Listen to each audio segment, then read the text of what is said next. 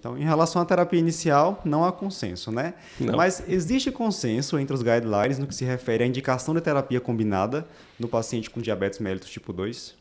Cada um tem sua formulazinha, né? Cada um tem sua formulazinha. O guideline da SBD, da diretriz da SBD, que seria a partir de 7,5, né? Uma hemoglobina glicada, que seria o alvo, né, aceito de tratamento, ainda é o alvo principal. Se fala muito em time range, em outras medidas, mas a métrica dos estudos de desfecho é a hemoglobina glicada. Então, assim, a gente usa a hemoglobina glicada como meta. Se tivesse a partir de 7,5, seria indicada terapia dupla, né? Nesse guideline novo da ADA é colocado 1,5 ponto acima da meta, né? Então, se você vai individualizar essa meta, se você quer que sua meta seja 6, 6,5 ou 7, você vai botar 1,5 ponto acima dessa meta, né? E isso é usando aquela lógica de que um único agente antidiabético não vai ser capaz de reduzir tanto a hemoglobina glicada se ela estiver tão elevada, além de alguns trabalhos demonstrarem que a terapia dupla está associada aí com maior taxa de sucesso terapêutico, né, ao longo dos anos. Eu acho também que o da coloca esse negócio assim, porque o daqui coloca o valor exato, 7,5 a 9. E lá ele deixa meio aberto. A sua meta você aumentar 1,5. Porque também tem aqueles pacientes que a meta é acima de 7.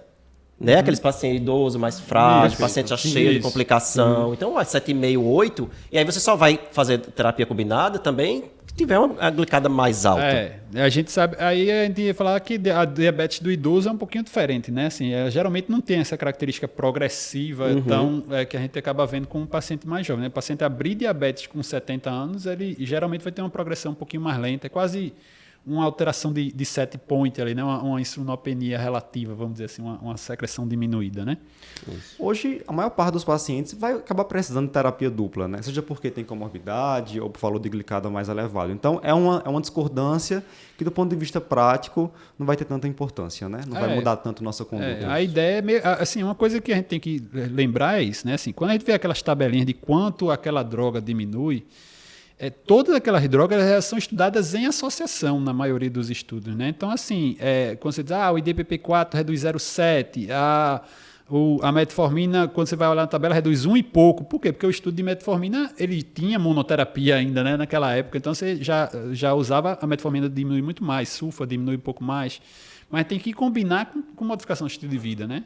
Então, se a gente for pensar que metformina consegue baixar até 1 ponto de glicada e modificação do estilo de vida baixa mais 0,5, 0,6, você pode conseguir até 1,5 ali. Mas aí a ideia é que o nível de falha disso é muito alto, né? Assim, é muito pouca gente que a gente consegue fazer realmente aderir muito firmemente àquelas alterações. Nessa história de terapia combinada tem o Verify, né? Assim, é o grande estudo em relação à terapia combinada, né? Que o Verify foi um estudo que usou vildagliptina associada à metformina e o desfecho era falha em manter a hemoglobina glicada abaixo de 7, né? Então, o que é que, resumindo, uma coisa muito lógica, eu usar 2 drogas, eu consegui manter mais tempo com a hemoglobina abaixo de 7 do que usar uma droga só. Lógico que seria, né? O ponto interessante é que quando ele tinha uma segunda falha. Se você falhasse a primeira, aí todo mundo ficava com terapia dupla. Aí o grupo que começou com terapia dupla falhava, a segunda falha também demorava mais. Então, assim, o cara que começou mal, aquela história do legado, né? O cara que já começou mal, ele falhava até quando você estava terapia dupla depois. Atrasar a terapia dupla poderia prejudicar. Então, isso aí reforça essa necessidade. Aí, se for falar em evidência, literatura, para controle de glicose, a gente tem evidência com a associação IDPP-4 metformina, né? Então, assim, é uma coisa que a gente tem em relação à falha terapêutica, né? Mas inclusive, o direito de SBD coloca já isso, considera, né? Você considera essa faixa, nessa faixa abaixo do 7,5, né? Quando você está passando 7,5, aí você pode estar livre para botar o que você quiser. A ADA pontuou uma coisa interessante, é que não dá para extrapolar os resultados desse estudo Verify, né?